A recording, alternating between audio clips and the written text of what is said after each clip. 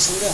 Oo, nandito naman tayo para magbigay reaction sa panayan ni Cngressman Migs Nograles. Ating interview siya ni Madam Karen Davila. At dito nakikita na may abusive of powers talaga ang House of Congress, House of Representative. Kasi makita ko dito na parang gusto niya walang due process, gusto niya ipasarat agad ang isip niya. Kaya yun, dito malaman na may abusive of powers. Pero butata din siya ni Madam Karen Davila sa mga pinagsasabi niya kaugnay na sa mga past admin. Hindi naman pinapatawag yung mga commentators. Kaya yun, nauutal siya kung anong isabi niya, anong pinagsasabi niya. Kaya salamat Madam Karen para matauhan ko si Madam Cngressman Migs Nograles, kasi baka hindi niya alam na yung dalawang kapatid pa niya ang naging sponsor sa pagbigay ng prangkisa ng SPNI. Kaya dito niya maunawaan kung anong mga pinagsasabi niya. Gusto niya walang due process. Parang wala tayong demokrasya sa ating bansa. Dapat iisipin muna niya bago kung ano ang sasabihin niya. Hindi yung ura-urada agad. Tayo, walang justisya, walang demokrasya. May due process pa naman tayo. Gusto niya ipasara agad. Kailangan bigyan ng patas, ililitis mo na. Taliwas yung mga sinasabi niya ni Atty. Rolex Suplico. Dito mong laman na walang utak to. Kumpara hindi naman to abogado, congressman lang to. Tapos kung may gustong sasagot sa mga sinasabi na doon sa House of Representative, hindi nila pinabigyan. Kaya dito malalaman kung sino ang papaniwalaan mo, si Cngressman Migs Nograles pa o si Atty. Rolex Suplico. Kasi doon ako sa abogado maniwala, kasi alam nila kung anong batas. Dito naman sa House of Representative, nagbase lang din sila sa kung anong sinisearch ni-research nila. Hindi naman sila alam kung ano ang mga batas talaga. Gumagawa sila ng batas, pero sa dinami-dami ng mga batas na hindi nila mapapasok sa utak nila. Kaya yon, kung ano lang yung pinagsasabi na hindi nila kung nag-study sila sa kung anong pinagdidinig sa kamara. Kaya yun, sana panoorin nyo hanggang sa huli itong video nito, kasi ikukumpara natin itong pinagsasabi ni Cngressman Migs Nograles at ni Atty. Rolex Suplico. Kasi mas doon ako kung paano ni Atty. Rolex Suplico, kasi abogado. Dito hindi naman to sila abogado, taggawa to ng batas, pero may mga batas din na hindi kaya-aya sa mga sabayang Pilipino. Kung ano ang para sa kanila, para sa mga ipinaglaban lang, yun din ang ginagawa nila. Kaya yun, dito mo malalaman na may abusive power talaga. Pero butata din siya ni Madam Karen Davila. Panoorin natin itong video nila ni Madam Karen Davila.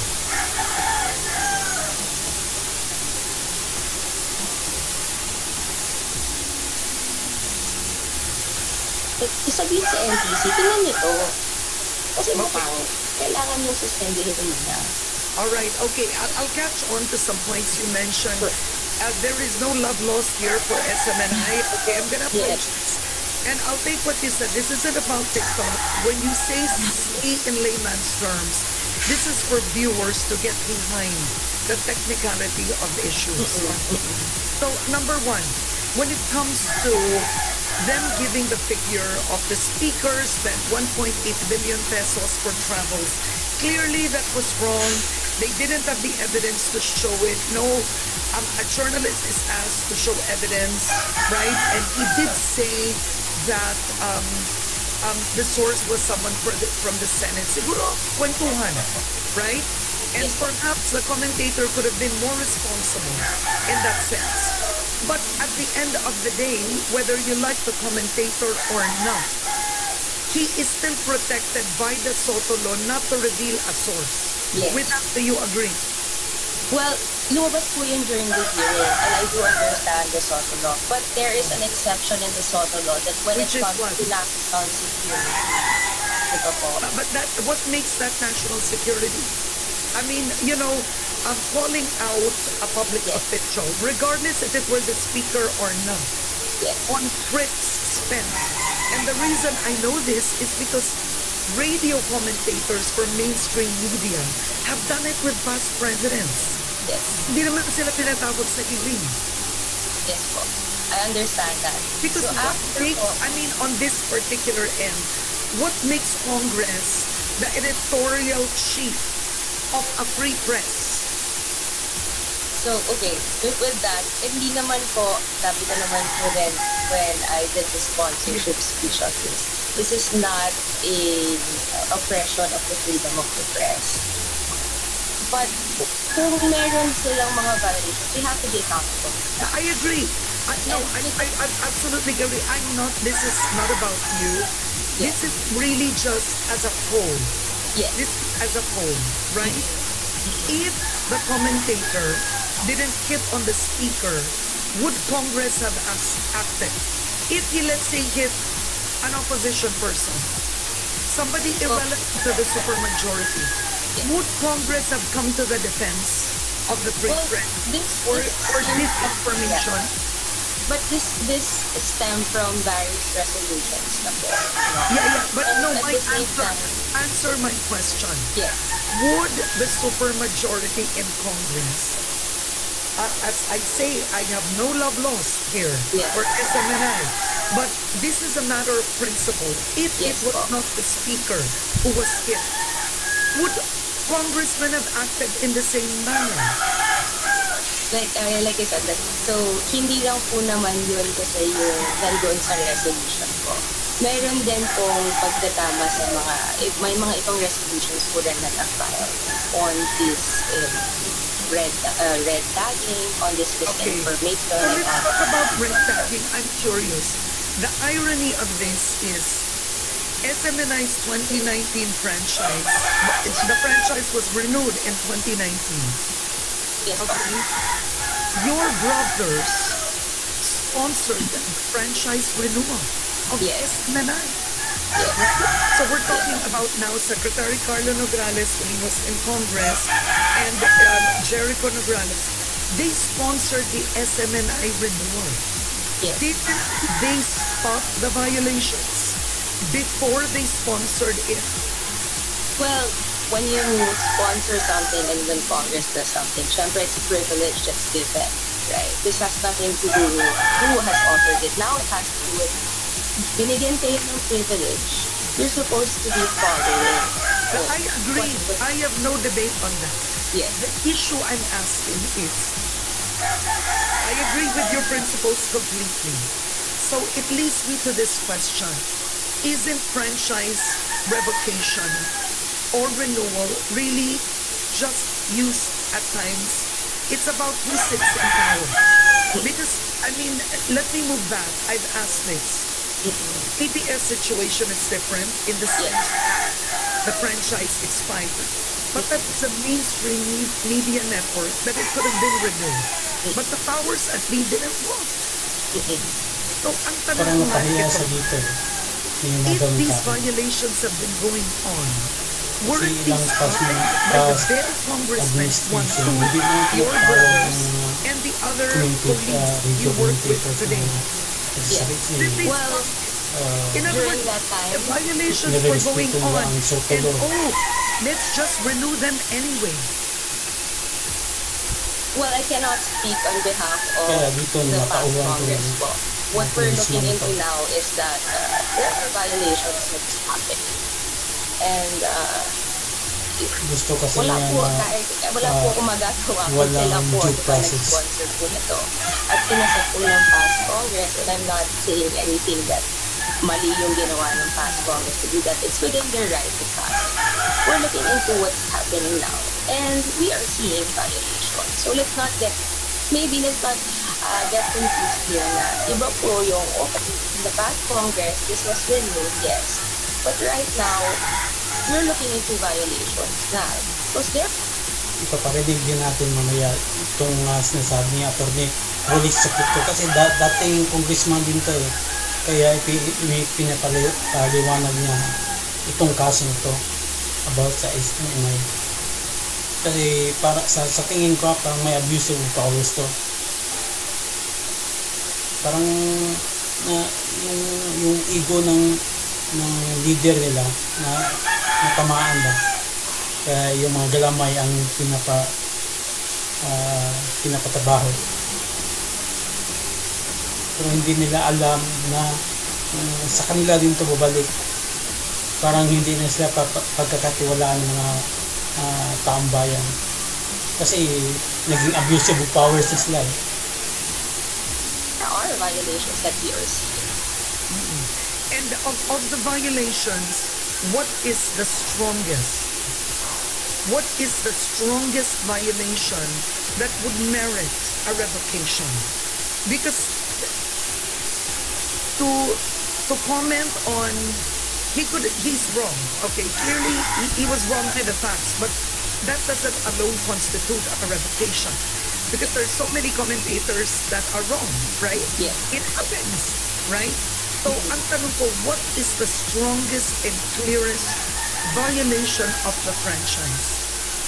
Well, hindi po nagsisimula ang Nakatawa din na sinasabi ni Madam Kain Nabila. Yung dalawang kapatid ba niya ang nag-sponsor sa pagkuha ng prangkisa ng SM niya. Parang hindi yata niya alam. Or wala silang komunikasyon sa mga kapatid niya. Kaya dapat bago siyang magsasalita, mag-research muna siya. pag-hear po with regard to the revocation. So, wag natin pangalanan po because that's another hearing. What we did and what we adopted is our resolution to urge NPC because of the violations, the possible violations on their franchise. Kaya Butata ito ng magalikaryo nila. Yung taga Davao ka pa naman.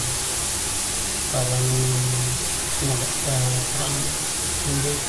ka may inggit ka dahil hibulay. Kaya gusto mo ipapasara ang isip mo. Wala na ba tayong due process para ura-urada ipasasara?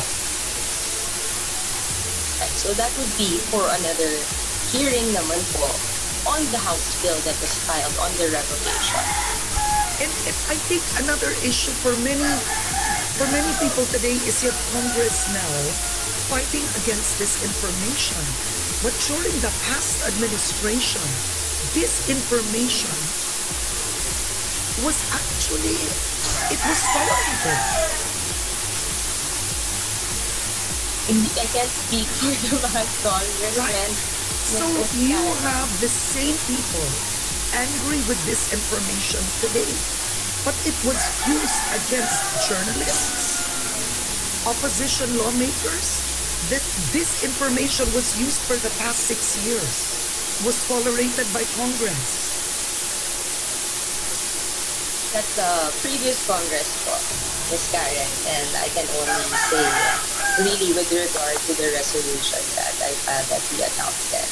As for that, I cannot really speak on behalf of the other congressmen and the past Congress po, as much as wala po talaga, hindi po ako abogado po nila. And I'm only just one vote in Congress, and simply dito lang po tayo sa resolution ko, then with a heavy heart sa Davao ako, lumalabas. I cannot be silent naman po kung may nakikita tayo mga violations. Kaya nga po, suspendin po muna natin, which is within the power of NPC. Wala po kami magagawa. As regards to the revocation, we have yet to see what will transpire in the hearings to come regarding that. All right. On that note, I want to thank you so much for joining me. Ito din, pakinggan natin ang taliwas o counter sa mga sinasabi ni Atty. Migs. Dito naman tayo kay former congressman at abogadong East Menay, si Atty. Rolex Suplico, para ipapaliwanag kung anong mga kung tama bang natin nagsasabi ng Atty. Migs Nograles, yung Congressman Migs Nograles. Ito, panunoodin natin itong sinasabi ni Atty. Rolex Suplico. Ang leading supporter, yung isang himpilan na sarado or na nawala. Ito, panoorin natin. Kasi dito mo malaman kung anong tama, kung ano ang nasa batas, yun ang susundin natin.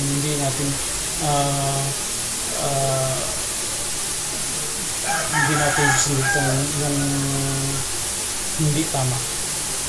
Kasi parang wala tayong due process sa bansa natin. Ito, panoorin natin.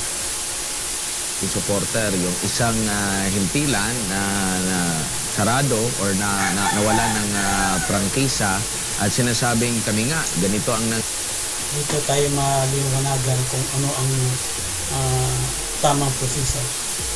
At hindi tayo padalos-dalos kung anong gusto natin, yun ang masusunod. Para hindi tayo pagsabihan na abusive powers. nangyari din sa amin. Maaari ba nating maihambing na same ang sitwasyon ng prangkisa ng ABS-CBN at ng SMNI? Okay, i-compare ko ha. Ang ABS-CBN, nagpa-renew ng prangkisa niya. Sa tagal na ang pending yung kanyang renewal, dyan po sa Committee on Legislative Franchises, nagpaso na. Nagpaso. So therefore, nawala na siya ng prangkisa. No, ano mangyari? Kung ikaw po walang prangkisa, no? Automatic ang provisional authority na issue ng NTC, revoke din yun. Kasi ang provisional authority nakasandal sa prangkisa. At automatic, ang mga frequencies na binigay ng NTC sa iyo, ibabalik yan sa Estado. Bakit? Kasi ang may-ari ng frequency, hindi po ang pribadong tao, kundi ang Estado. So ulitin ko ha, ito ang prangkisa, nakasalalay dyan ang provisional authority. Nakasalalay naman dyan ang frequency. Pag wala na itong prangkisa, bagsak lahat yan. Now, in the case ng ABS-CBN, mayroon pa siyang ginawa. Nagbenta siya ng PDR. No? Ang PDR po, binenta yan sa mga foreigners. Therefore, sabi ng Kongreso at the time, no, because nagbenta sila na ng PDR, then pumasok ang control ng mga foreigners. Masama ba ito? Yes. Kasi according sa ating saligang batas, no, ang pag-aari, no, ng radio at television, no, yan po ay mass media, kasama ng dyaryo. Pilipino lamang, owned and controlled by Filipinos, 100%. Now, dito sa SMNI, dito sa Suarezong Media Corporation, ang prangkisa dito na-issue ba ng 2019? Hindi po tayo nagpaparenew ng prangkisa. Hindi po. Pangalawa, wala po tayong na-issue ng PDR na in-issue ng ABS-CBN. Wala po. Therefore, itong SMNI ay 100% owned and controlled by Filipinos.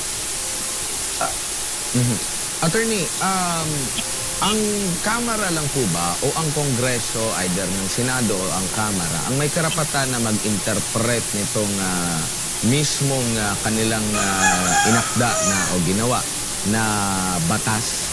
Kung sinasabi nila may mga paglabag, wala na bang ibang remedy?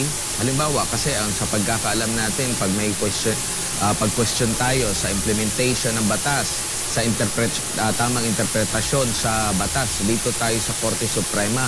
Yet sila, ngayon pa lang, nagsasabi sila na ito yung mga nakikita namin na mga violation na nakikita mo rin na medyo hindi akma sa inyo pong pananaw bilang isang batikang franchise lawyer. Ito po, no? Ang karapatan gumawa ng batas ay binigay ng saligang batas, no? Dito sa Kongreso. Ang karapatan mag-interpret, no, ng batas ay sa hudikatura. Ang karapatan mag-execute ng batas ay dito po sa ehekutibo.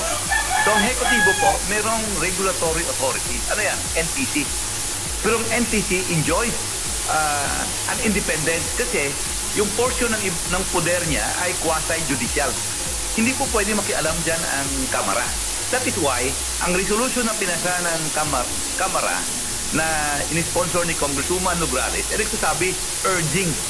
Ang urging po, ang ibig sabihin, request lang.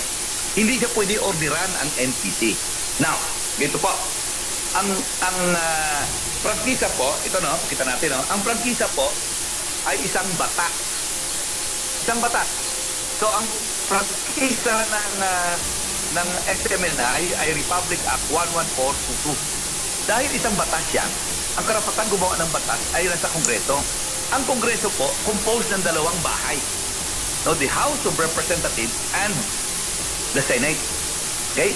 So, ang origin ng paggawa ng batas when it comes to franchises, kasi considered ito local bills, no? Dito nag-umpisa sa Kamara. That's why nakita nyo sa ABS-CBN, nag-expire yung franchise siya, nagpaso. Pumunta muna siya dito sa Kamara kasi dito mag-originate yan. In the case ng SMNI, may batas na po. Therefore, kung i-repeal mo ito, no? Kasi yan ang pakay nitong Republic Act. Importante ito, no? So, anong ginawa nila? Okay. Ang prangkisa po ay batas. Kailangan magpasa ka ng isang panukalang batas na i-repeal ang prangkisa ng SMNI. Bakit? Kasi a law can only be amended or repealed by another law. Therefore, ang ating pong Kongreso ay composed ng dalawang bahay. Yung House of Representatives at Senate. Ibig sabihin po, kung ano man ang aksyon ng House of Representatives, papasa yan sa Senado. No? Uulit yan doon sa Senado. At sigurado ako sa Senado, pakinggan tayo eh. Dito sa Kamara, medyo may naramdaman ko pinubusalan tayo. No? Sa Senado, walang mangyari yon. Sigurado ako. No? Ang Senado ay ang saving grace ng Kongreso. Hindi mangyari ang nangyari dito sa Kamara, no? Sa Committee on Legislative Franchises, hindi mangyari yan doon sa Committee on Public Services at sa Senado. Bakit sinasabi ko na Committee on Public Services? Kasi ang counterpart committee ng Committee on Legislative Franchises ay ang Committee on Public Services. So, klaro po yan? Yes, malinaw, attorney.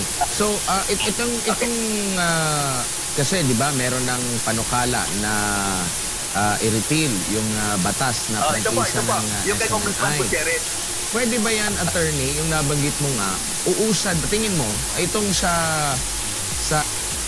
Ito mga congressman na to, parang mga hunganga, hindi nila iniisip na may due process tayo. Gusto nila rada kasi may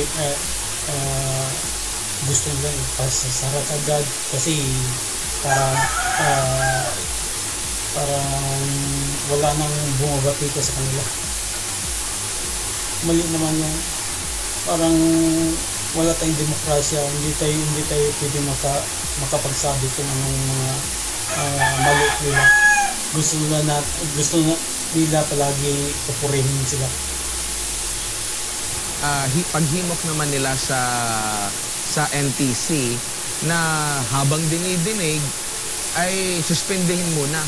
Pwede ba yung ganun na attorney? Kasi magiging president din ito. Magiging sa ang pinakamataas na branches ng Philippine government.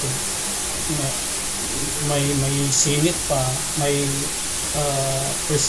president, vice president. Kung umasta sila para silang santo para silang hari.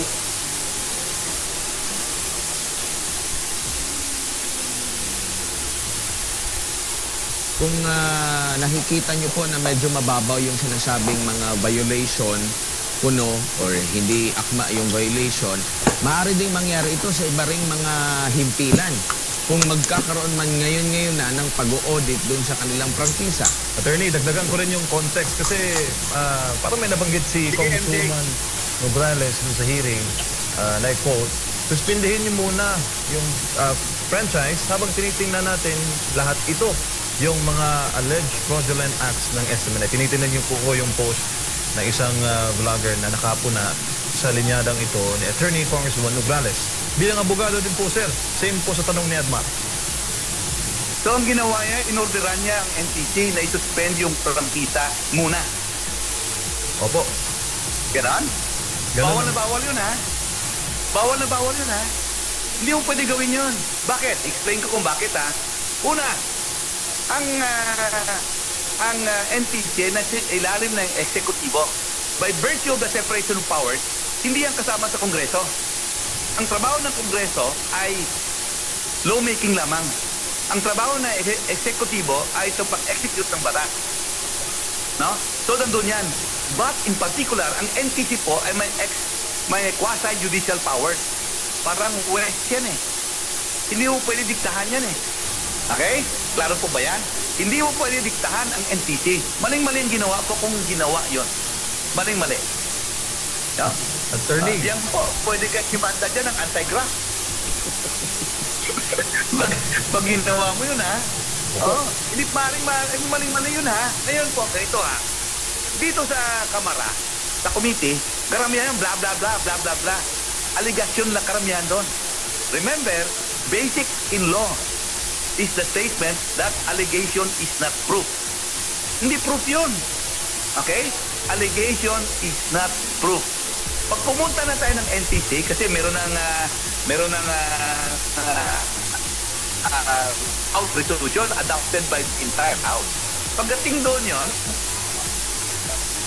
may ebidensya yun na ipresentar laban sa atin. Sino ang iprepresenta noon? Congressman? Hindi po. Ang congressman ay bawal mag-practice ng batas. Pag ikaw abogado at congressman ka, hindi ka pwede mag-practice ng Attorney. bawal po. Yan. Ayan. Ulitin ko, ha. Doon po, sa NTC, ay may due process tayo. No? Patas ang laban doon. Pero ang congressman ay hindi pwede mag-appear doon maski abogado siya. Bakit? Bawal sa congressman ang mag-engage sa private practice of law. Okay? So, ang mangyayari po, tingnan ko nga first time ito mangyari, ha, na may resolution ng Kamara urging yung NTC na i-suspend muna. Okay? Dahil mag-due process tayo, anong rason doon? I-detalye nyo ang nangyari. Magpresentar kayo ng ebidensya. At ang SMNI naman ay magpresentar din sa sariling ebidensya. So, patas ang laban. Dito sa Committee on Legislative Franchises, I'm sorry. Magandang araw mga kasangga. At paki-like lang po sa video ko. Paki-like, subscribe, at press the notification button po kasangga para kung anong mga bagong video ng updated po kayo. Maraming salamat po mga kasangga.